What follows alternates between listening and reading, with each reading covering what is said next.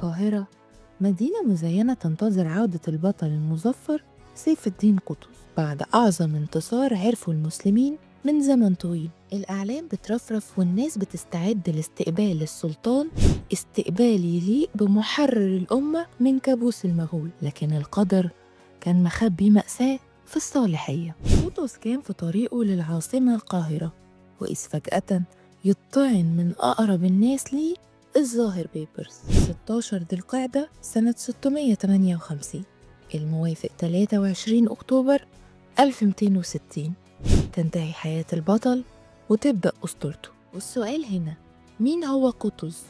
وإيه الحكاية اللي خلت اسمه يتخلد في ذاكرة الأمة؟ اسمه الحقيقي محمود ابن ممدود، ابن أخت السلطان جلال الدين خوارزم شاه. ولما سقطت دولة خاله على إيد المغول سنة 628 هجريا، وقع قطز أسير وراح مع آلاف الأطفال لدمشق، وهناك اتباع في أسواق الرقيق. حياته ابتدت زي حياة أي مملوك تاني، عبارة عن عبد صغير بيتباع وبيشترى، لكن القدر كان مخبيله طريق مختلف تماما. اتنقل قطز للقاهرة وأصبح من مماليك عز الدين أيبك، ومع الأيام بقى أقرب مماليكه ليه وأحبهم ليه. وبعد سقوط الأيوبيين في مصر مسكت شجرة الدر السلطنة، لكنها ما قعدتش كتير واتجوزت أيبك علشان يبقى هو السلطان في الوقت ده، كمان علشان يقدر يقف قدام أقطاي زعيم المماليك. كان أقطاي زعيم المماليك بيتحدى أيبك ودايما بيستهزأ بيه قدام الناس، وبيحلم إنه يشيله من على العرش ويبقى مكانه. أيبك كان خايف على السلطنة وقرر إن هو يتخلص من أقطاي، وهنا ظهر قطز لأول مرة في التاريخ لما شارك في الخطة ونجحت، ومن يومها بدأ يشق طريقه للقمة. الأقدار رتبت الأحداث بسرعة، أيبك اتخلص من أقطاي واتخانق بعدها مع شجرة الدر وقتلته، كمان شجرة الدر نفسها اتقتلت، والسلطنة اتنقلت لابن أيبك الصغير نور الدين علي.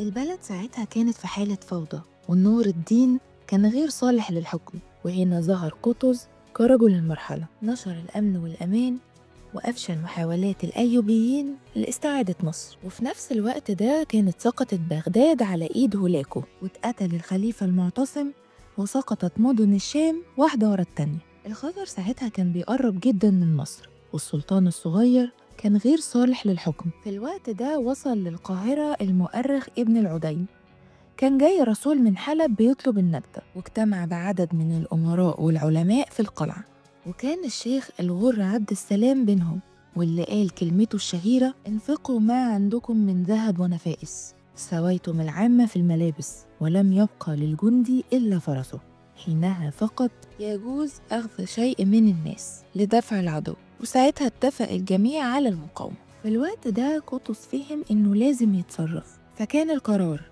خلع السلطان الصغير نور الدين علي ونصب نفسه سلطانا، وأعلن ده في 24 ذي القعدة سنة 657 هجرية الموافق 12 نوفمبر 1259. وقال للأمراء ساعتها: لنقاتل المغول أولا، وبعد النصر تختارون ما شئتم. وما فاتش أيام ووصل رسل هولاكو برسائل تهديد لقطز. قطز ساعتها جمع أمراءه وكان القرار مصيري، قتل الرسل، ودي كانت رسالة قوية منه نصها: لن نستسلم سنقاتل. وخرج من القاهرة نداء الجهاد في سبيل الله. في نفس الوقت ده ظهر الأمير بيبرز، وقطز أحسن استقباله واداله الإقطاع علشان يبقى واحد من قادة المعركة اللي جاية. وفي رمضان سنة 658 قطز بيقود الجيش بنفسه متجه نحو فلسطين، وعند سهل عين جالوت قابل جيش المغول. المعركة كانت فاصلة، النصر كان بيتأرجح بين الطرفين،